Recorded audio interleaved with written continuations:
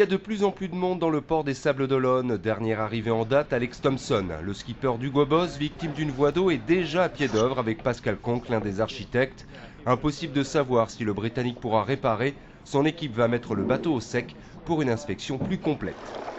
Pour Marc Kerselin, c'est bien fini. Troisième marin dématé, le skipper de DCNS est arrivé à la Corogne tôt ce matin en assurant l'essentiel, sauver son bateau. Il a fallu faire face aux difficultés techniques, c'est-à-dire de sauver le bateau, de mettre tout en route pour que je puisse pas être un fétu de paille au milieu de l'océan, parce que sans mât, un voilier, c'est plus grand-chose, on va dire, c'est plus qu'une coque, et on est très bas sur l'eau, et il y a beaucoup de cargo.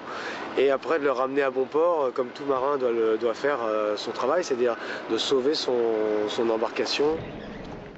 Quant au Benjamin de la course, ce sont des fissures importantes sur son bateau qui l'ont contraint à rentrer au port. Jean-Baptiste de Gentil, malmené ainsi que son monocoque par les caprices du golfe de Gascogne.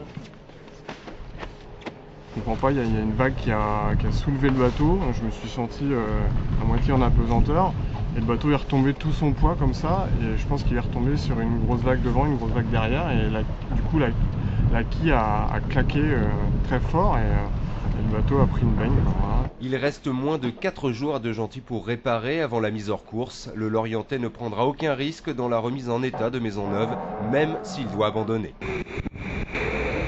À côté, les ennuis électriques subis par Dominique Vavre dès le premier jour de course deviennent anecdotiques. Le Suisse est dans la partie et son bateau retrouve fière allure.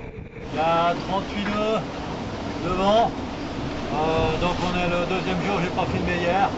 38 nœuds devant, on est sur Tourmentin et De Riz, j'hésite à prendre le troisième.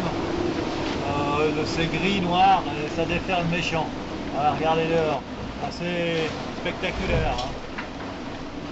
Quant aux leaders, ils mettent cap au sud, poussés par des vents portants et dans une météo bien plus clémente. Au classement de 16 heures, seulement 40 000 séparent les 10 premiers. Sébastien Josse a gardé la tête toute la journée, le skipper de BT a Jean-Pierre Dick dans son rétroviseur. Les deux hommes s'offrent une petite régate. À quelques milles de là, Loïc Perron, solide troisième, les observe.